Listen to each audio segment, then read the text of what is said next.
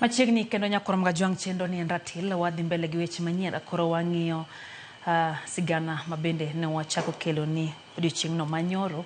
Tielo mar ariyo mar sigana mar jokuny mula e gwenge ma Bimbo. Jokuny mula lero kaka dwaro mar ngima makare e gino maduong' machuno gi dok e bugo kendo dhi mbele gi tijno kata obedo ni jowetegi osewiti ngimagi. Kaluwore gi jatend migawo mar mwandu mantiere buolo Ali Hassan Joho, gisechako keto kenge mag chiwo tiegruok ne jokuny mula kaka achiel kuom yore mag neno ni alwora mar tich ni kare. Efinya Kidi miyowa tielo mar ariyo mar adhonde mula ma Abimbo.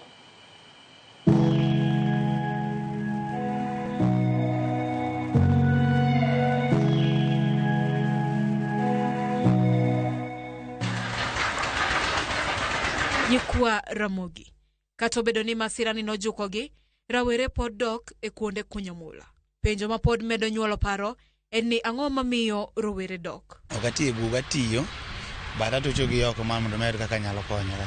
Labasa gombo kaka dawe, kapo ni daru kata pesa moro mondo chago kata biashara moro anda moro mondo awe to pesa ema pok ayudo mar mondo mi ayaw go ala moro manyalo timo.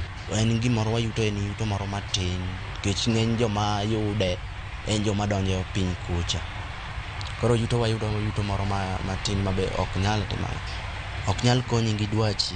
Tijno osebedo ka konya, okonya ga familia na, osebedo ko upuonyo nyithiwa, oda, nitiere joma setiyo godo ma bendo koduogo, ati Nyasaye osekonya maduogo. Okonya yor agriculture, apuro kode puothe. Koro kama tiere matiene, bano kokonyo jo biashara, kech ka mali nitiere kata malo nwang'ore to pesa lorore ei center. Koro mane kony mane kokonyo godo jo center ni kabisa. Ne joma mine gwenge ma Bimbo, ohand mula osebedo sir motegno e ngimagi moloyo te yor yuto. Bimbo kae, iyudo ka mon odak mang'eny, kata maonge chuogi, kata ma chuogi nosetho, to gidak adaka to tij gold no. Omiyo gidak ngima moro mok ding'e ni ng'ato onge chuore. Koro wan tijni osekonyowa mang'eny. Ema ni ng'ama miwa support malong'o, ema onge lakini wan mon gin mon ma jokinda. Ka kineno wakae teni, wan mon ma jokinda. Gokinyi dako osechiewo, omkawo beshen. Wan Bimbo ka wachiemo gi beshen, gi nyundo, gi gunia. Kata mana gi pesa moro ka in ginyalo dhi e buru kanyo, to dichuo kosegolo gino kanyo, tinyalo uso, onyalo uso ni. Koro luwre gi kaka sampu kanyo en. Inyalo nyo siling opos siling 1,500, 1,000, siling 500 kata 700. Koro luwre kaka uwuoyo gi kastambi. Tijni nachake 2015. Koro kane ji bire to naneno kaka opekna, to kaka nabire madonje nyaka kawuono to nadonje ka an gi nyathi achiel. Koro aneno ka tijni osekonya. Wachandra chande iye kae wadhi ayara. Koro en hawi inyalo yudo siling 5,000 seche moko mano mana kinyolo. To kidhi ayara inyalo yudo siling 2,000, siling 1,000. Koro idaka daka koro en mana ni ya lweti ok gwenyre gi pesa. Nikech itiyo ayara. Koro katitare iye kanyo, lakini nyaka yud ma nyithindo timo nadi, ma nyithindo chamo. Ajiwo chuo mamiyo wayara, gimed miyo wayara mondo watim ang'o, wamed chiemo maber. Ahombogi, gimed miyo wayara wan monda Bimbo, wadag maber, wachiem maber, nikech wachandre iye ka onge kumwadhiye. Kaluwore gi jatend migawo mar mwandu ma Buolo Hassan Ali Joho, nitie committees ma migawno omiyo ting' mar fwenyo kendo chiwo lesen ne jokuny mula. Lesen go kata kamano, Joho wacho ni ichiwo mana ne jogo ma kuondegi mag tich ochope rang'iny ma chik dwaro. As government, what we have done is to put them in some cooperatives, organize how they can be licensed, and so that for artisanal we've completely devolved the processes of licensing. So we have committees that we have gazetted in most of the counties you referred to, so that they can be able to evaluate and be able to license. So from where we sit, of course, there are regulations in place. We started organizing them, put them in some cooperatives, possibly arrange some training for them. We have RMOs in all our regions to be able to do that.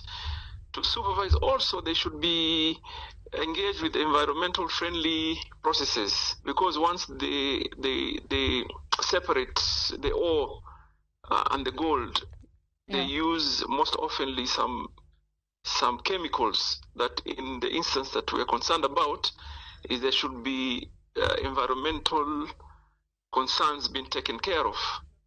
So it is something that we have a long-term plan. Even we are considering investing in value addition. Bedo ni chal mar tijni nyalo kelo midhiero moko chan. Joho wacho ni gin kod chenro machiwo tiegruok ne jogo makunyo mula. For me, it goes beyond extraction. We must look at the entire value chain. They're doing a risky job. Do they get the value they deserve? Things like that. We have reports every time an incident happens. And from the ministry point of view is that we believe nobody should die looking for a livelihood.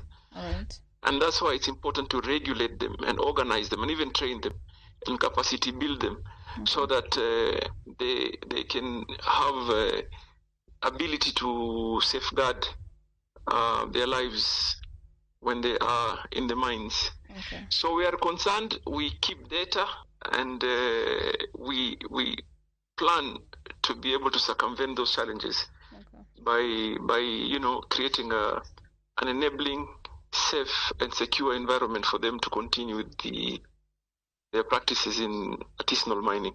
Odiochieng kodiochieng nyikwara mogi. Majal mora mora wuok ode madhi kare mar tich. Geno mare kod maranyuonde. En dokot makare kodhi nyime gi ngima kaka pile.